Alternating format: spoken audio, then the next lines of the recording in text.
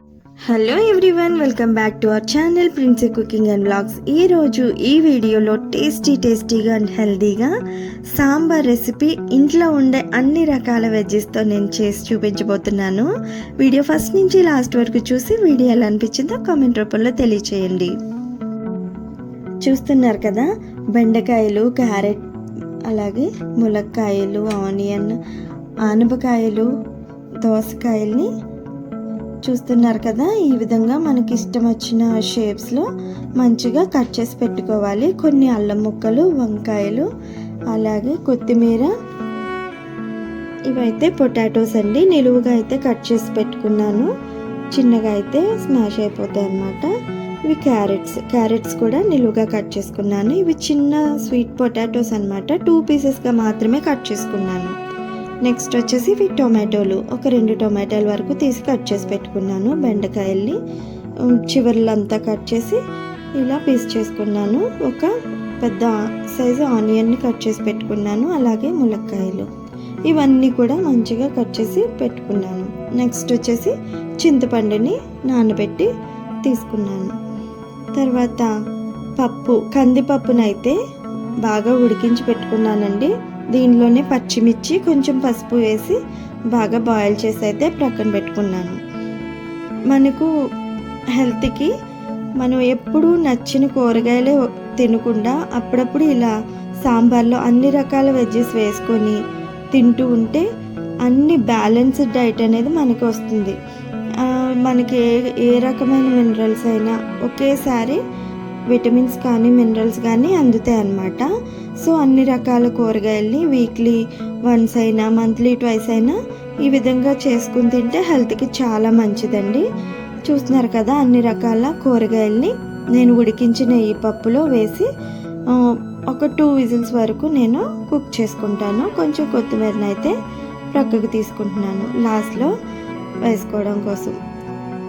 చూస్తున్నారు కదా, ఈ విధంగా కుక్కర్లో అయితే నేను కూరగాయలన్నిటినీ ఉడికించిన పప్పులో వేసి బాయిల్ చేస్తాను.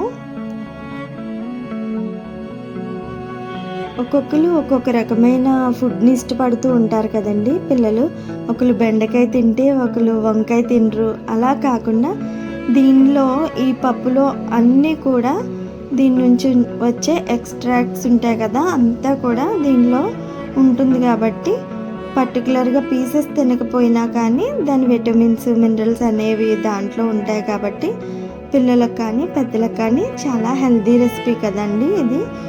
సో ఈ విధంగా నేను కుక్కర్లో అయితే 2 విజిల్స్ వచ్చేంత వరకు స్టవ్ మీద పెట్టుకుంటున్నాను అనమాట. నేనైతే ఇండక్షన్ స్టవ్లో అయితే కుక్ చేస్తున్నాను అనమాట. చూస్తున్నారు కదా, ఇది బాగా మనకి 2 విజిల్స్ అయిపోయిన తర్వాత ప్రెషర్ అంతా పోయాక ఈ విధంగా 10 to 15 మినిట్స్ బాగా మరిగించుకోవాలండి. అన్నీ కూడా కలిసేలాగా.